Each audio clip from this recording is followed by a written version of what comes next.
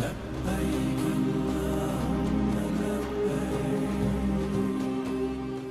was born an Army brat. My father was an Army brat. It's a child who was raised in the military. My father was in the Army. I was born in Kentucky, and we moved all over the United States. Went to high school in Hawaii. Pretty nondescript kind of military life, and religiously we went to church for Easter. My mother made us go for Easter, and I liked being in church. I liked it. I've always believed in God and praying. All these religions seem to have the main thing, God rules how to act, worship me. What if it's just one God, and these messengers come down, but people keep messing it up? They keep changing it after he dies.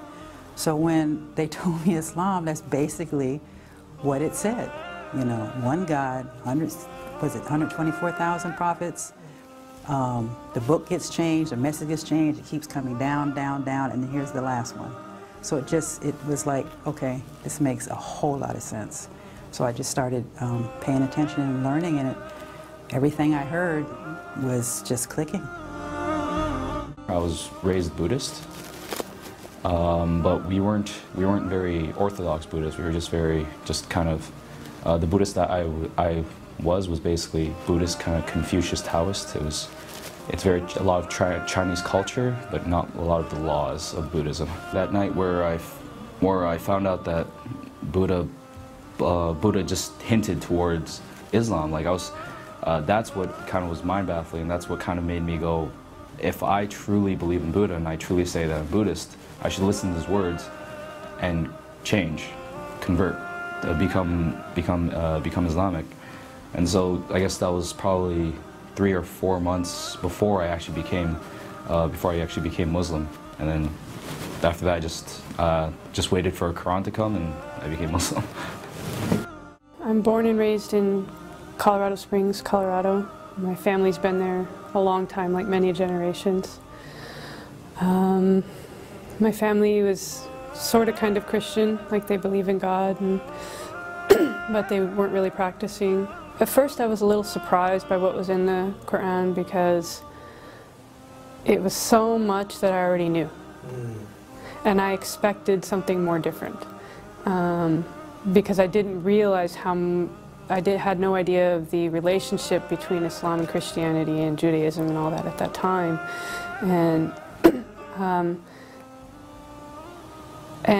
I actually felt anger that I had spent my whole life and never heard anything about this, and it was the same prophets, the same God, and it was like a big secret.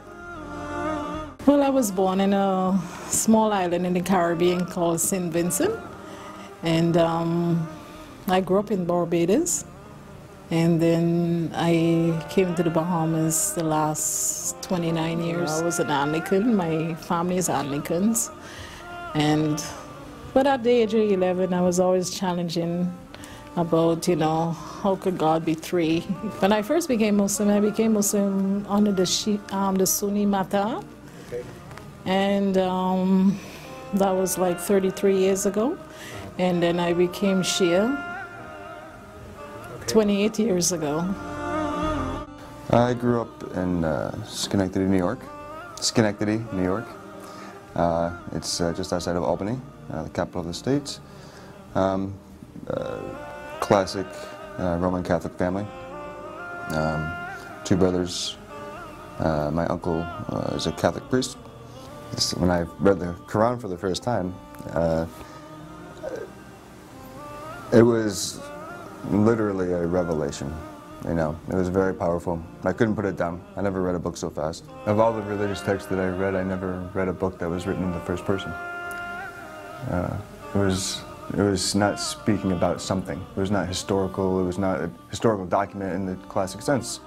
It was not written by normal means, and that's apparent right off the bat.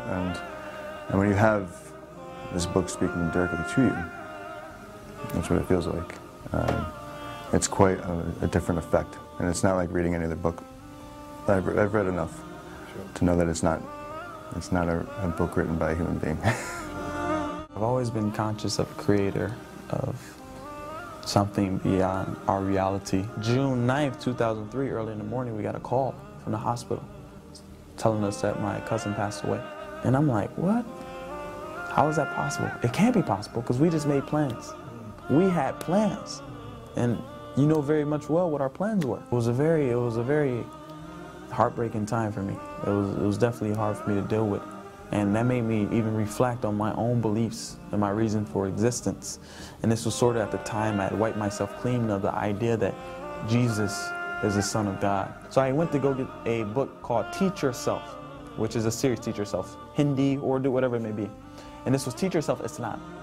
So I started learning about Islam. I'm like, word, Jesus is looked and viewed upon like this. The Muslim community is like this. Islam represents this. Things that I didn't particularly learn in the class started to round about and make sense. And I'm like, this is how I view Jesus. I don't think he's God. It makes sense. It's consistent. Moses, Noah, Lot, Abraham, Harun, these were all prophets.